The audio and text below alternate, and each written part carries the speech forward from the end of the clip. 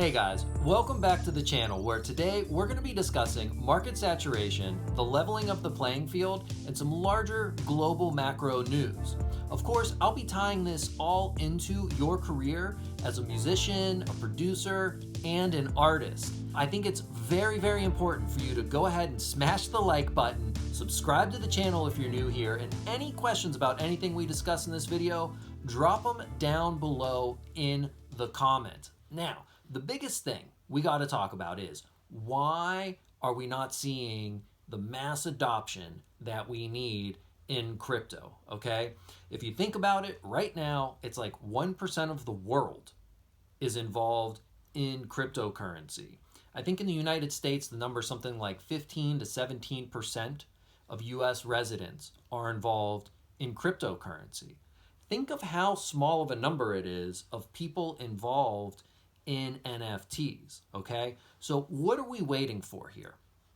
What I think we're waiting for is governments and central banks all around the world to say what they really think about cryptocurrencies, what they're going to do about them, and what the regulations around them are going to be.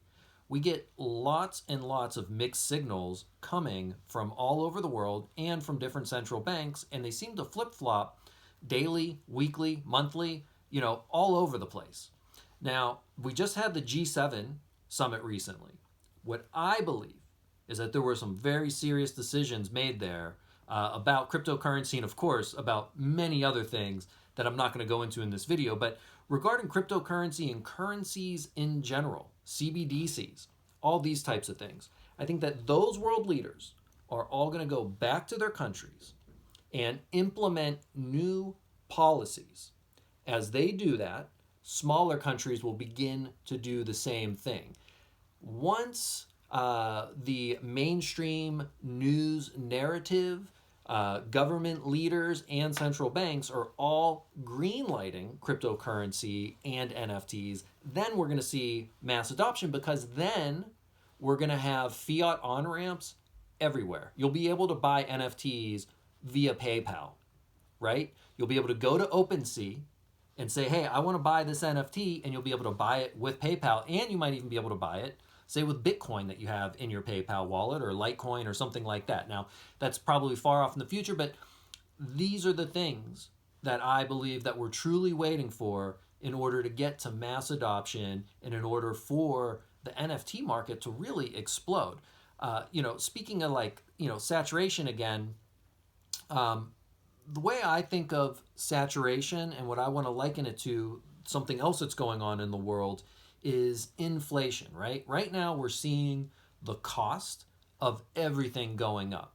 And basically what is happening is we've saturated the market with dollars, but there's a finite amount of the resources that all of our dollars are now competing for. Now, whenever we look at music, the market is saturated with artists putting out material, all fighting over a limited amount of ears that are listening, right? Now, as Spotify begins to grow and move into more newer markets, and they begin to grow and expand, we get new ears. However, the flip side is they're going to be paying us less because there will continue to be saturation. Now, how does this correlate to your career as a musician and stuff going on with NFTs? We like to think of mainstream artists as having all these resources because they have lots of money behind them and major labels, and that is how they achieve success, when in reality, it's the fact that they have a whole career behind them. We may not know their full story. Now, the real question is, do these artists have community built around what it is that they're doing, right? That's the big question, and that is what I encourage all of you to do. Begin building community now. That is who you're selling your NFT to. That is who's streaming your music, right? Like, your song could end up on an editorial playlist, and it could get 1 million plays. Those 1 million plays do nothing for you if those people don't become fans, okay? Now, if you have 100 fans, and those 100 people stream your song 1 million times, that's way different than a million random people streaming your song. If you don't see the value in that, drop a comment down below and I'll go over that in detail a little bit more, but it's really a numbers game and a relationship game. Now, moving on, it's real important to talk about the idea of centralization, decentralization, and censorship, okay? Why is NFT such a big thing? And blockchain, it enables independent artists to operate outside of the current system. Just like Bitcoin and Ethereum allow us to transact monetary value outside of the central banking system. This is what it's all about. Decentralization, you being in charge of you and your career. Centralization almost always leads to some sort of censorship.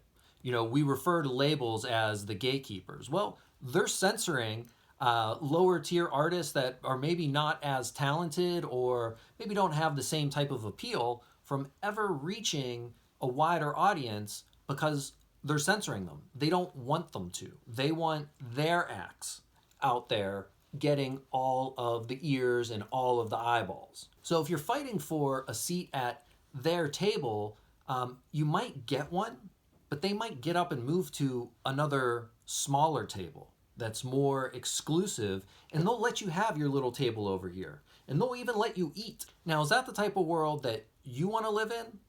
Now, before I end this video, I am going to go into that a little bit more. Right now, I'm working on an idea, and I'm just going to talk about it. I might do a presentation on this sometime in the near future, but basically, I can see things breaking down into a few different phases. Phase one, I'm calling the quest, right? This is where we're going out, we're finding some fans, we're finding some ears, we're developing our voice, we're just starting our journey. Now, phase two, I call interaction, right? This is where we begin interacting with people on social media, streaming platforms, perhaps we're putting out NFTs, and we have an email list or a Telegram or possibly a Discord group, or we're running all three of those. Now, phase three, I call infrastructure. This is where we begin building out the idea of social tokens, incentivization, where we encourage people to share our work, and we incentivize them to do that by gifting them social tokens or NFTs. And finally, we begin to experiment with putting things behind paywalls. Phase four, I call dimension realization, right? It's our own dimension. It has our marketplace, it's our world for us to live in and for our community to come and participate in. And it can even, thanks to blockchain, be some sort of amalgamation of a physical location and a virtual reality one. The next phase involves creating products, doing product collaborations with brands or other artists or other influencers, and my absolute favorite, fan collaborations, in which you create products and then sell them back into your marketplace.